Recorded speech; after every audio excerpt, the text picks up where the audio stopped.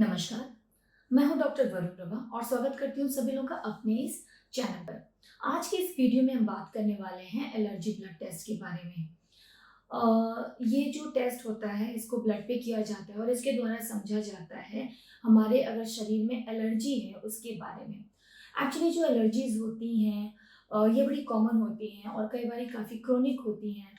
मतलब कि क्या होता है, जो हमारा इम्यून सिस्टम होता है उसकी वजह से एलर्जीज़ होती हैं।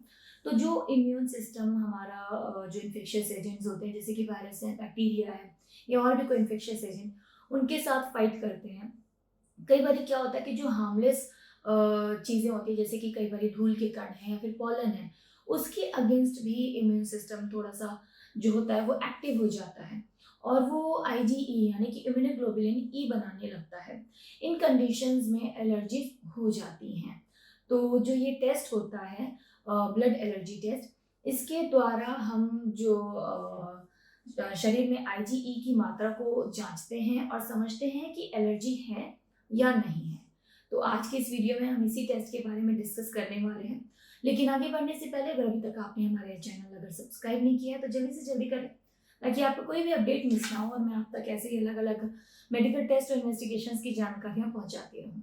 तो आगे बढ़ते हैं। तो जो चीज़ें हमारे शरीर में एलर्जी करती हैं उनको एलर्जेंस बोलते हैं। तो ये जो एलर्जेंस होते हैं एक्चुअली ये धूल के कण या पॉलन भी हो सकते हैं, साथ ही साथ कई सारी और भी चीज़ें हो सकती हैं, जैसे कई लोगों को सी फूड से एलर्जी होती है या फिर कुछ खास दवाइयाँ हैं जैसे कि पेनिसिलिन है, उससे एलर्जी होती है। कुछ और भी खास तरीके के खाना हो सकता है या कुछ भी ऐसा इंग्रेडिएंट हो सकता है जिससे किसी को एलर्जी हो सकती है। और जो लक्षण होते हैं एलर्जी के ये सिंपली मतलब मान लीजिए सिर्फ छींक हो सकती है, नाक बहना हो सकती है, उससे बढ़ते हुए कई बारी एनाफिलैक्टिक शॉक जैसी कंडीशन भी हो जाती हैं जो कि लाइफ थ्रेटनिंग होती हैं। तो ऐसी कंडीशन में एलर्जीज़ को पहचानना और जानना ज़रूरी होता है। तो इन्हीं चीज़ों को समझने के लिए कि हमारे शरीर में एलर्जी है या नहीं, जो आईजीई की मात्रा है उसको खून में जाँचा जाता है। अगर तो इसका लेवल नॉर्मल है, तो वो कोई प्रॉब्लम की बात नहीं है। अगर नॉर्मल मतलब बहुत ज़्यादा नहीं है, कम है आईजीई की मात्रा, तो वो नॉर्मल कंडीशन होती है, वो कोई खतरे की बात नहीं है। लेकिन अगर आईजीई की मात्रा बहुत ज़्यादा बढ़ी हुई है खून में, तो वो बताती है कि किसी न किसी तरीके की एलर्जी हमारे शरीर में प्रेज़ेंट है। अब समझते हैं कि किन कंडीशंस में ये जो एलर्जी टेस्ट होता है ब्लड पे किया जाता है। तो अगर हमारे डॉक्टर सस्पेक्ट करते हैं ऐसी कोई भी कंडीशन को, अगर मरीज़ कंप्लेन करता है कि उसको मोस्ट ऑफ द टाइम नाक बंद रहती है या नाक बह रही होती है, उसके अलावा बहुत ज़्यादा छींकें आती हैं, शरीर पे लाल चकत्ते पड़ जाते हैं, उसको खुजली बहुत ज़्यादा शरीर पे होती है कहीं भी।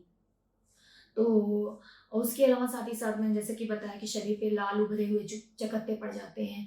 साथ ही साथ अगर ये डायरिया की कंडीशन है, वॉमिटिंग है, शॉर्टनेस ऑफ ब्रेथ है, मतलब साँस लेने में दिक्कत हो रही है, ये सारी कंडीशंस हैं, तो हमारे डॉक्टर ये टेस्ट करवाने की सलाह देते हैं। तो अब समझते हैं कि इस टेस्ट को कैसे किया जाता है। इस टेस्ट को ब्लड के एक सैंपल पे किया जाता है, जिसके लिए हमारी जो बाजू है उसकी वेन से ब्लड लिया जाता है, उसके सैंपल को जाँचा जाता है और उसमें आईजीई की मात्रा को देखा जाता है कि कितना है। इस टेस्ट को करवाने के पहले एज़ सच कोई स्पेशल प्रिकॉशन की ज़रूरत नहीं है, किसी खास सावधानी को बरतने की ज़रूरत नहीं है। अब जो इसका रिज़ल्ट आता है उसको कैसे इंटरप्रेट करते हैं ये जान लेते हैं। तो अगर तो आईजीई की मात्रा सामान्य आई है तो कोई चिंता का विषय नहीं है, कोई एलर्जी एज़ सच प्रेज़ेंट नहीं है। लेकिन अगर आईजीई की मात्रा बहुत ज़्यादा आई है, इसका मतलब है किसी न किसी प्रकार का एलर्जी है। अच्छा, इस टेस्ट के द्वारा हम ये जान सकते हैं कि एलर्जी है, पर किस चीज़ से एलर्जी है ये इस टेस्ट से पता नहीं चलता। उसके लिए फिर स्पेसिफिक आईजीई टेस्ट करवाया जाता है, जिसके द्वारा फिर फर्दर समझा जाता है कि एलर्जी किस चीज़ से हो सकती है। और फिर जब रिज़ल्ट आता है तो उसके हिसाब से डॉक्टर आपका ट्रीटमेंट प्लान करते हैं, किस तरह की दवाइयाँ देनी है उसको डिसाइड करते हैं। और आपको कई बारी एडवाइस किया जाता है कि जिस चीज़ से अगर समझ आ जाता है कि किस चीज़ से एलर्जी है, तो उस तरह की कंडीशन को, सिचुएशन को या फिर उस चीज़ को, उस पर्टिकुलर एलर्जन को अवॉइड किया जाता है, ताकि कोई भी सीरियस कंडीशन ना हो, एनाफिलैक्टिक शॉक जैसी कंडीशन ना हो। ऐसी कोई कंडीशन होने में कई बारी इमरजेंसी ट्रीटमेंट्स भी देने पड़ते हैं। अच्छा, ये तो मैंने बात की जो ब्लड टेस्ट करवाया जाता है एलर्जी के लिए उसके बारे में। उसके अलावा एक स्किन टेस्ट भी करवाया जाता है एलर्जी के लिए। उस स्किन पे डायरेक्टली हम आईजी की जो मात्रा है उसको समझते हैं, मतलब देखते हैं, डायरेक्टली स्किन पे देखा जाता है कि एलर्जी है या नहीं है। तो स्किन एलर्जी टेस्ट भी करवाया जाता है, कई बार कॉम्बिनेशन में भी ये टेस्ट करवाया जाता है।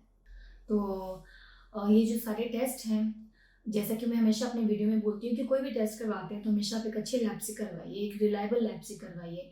तो अगर आपको भी ऐसे किसी लैब के बारे में जानकारी चाहिए तो आप डिस्क्रिप्शन बॉक्स में देख सकते हैं, वहाँ पे हमारी टीम ने आपके लिए एक ऐसे लैब का लिंक दिया है। और एक और इम्पॉर्टेंट पॉइंट मैं आपके साथ डिस्कस करना चाहूँगी कि जब भी आप कोई टेस्ट करवाना चाहते हैं, रेलिवेंट ऑफ कौन सा टेस्ट है, मतलब कोई भी मेडिकल टेस्ट है, तो हमेशा आप जो भी दवाइयाँ ले रहे हैं, जो भी सप्लीमेंट्स ले रहे हैं, उसके बारे में अपने डॉक्टर को ज़रूर बताएं। उसके अलावा भी अगर आप कोई जानकारी चाहते हैं या फिर आप किसी प्रकार का कोई सुझाव देना चाहते हैं तो कमेंट बॉक्स में जाके हमें ज़रूर बताएं। धन्यवाद।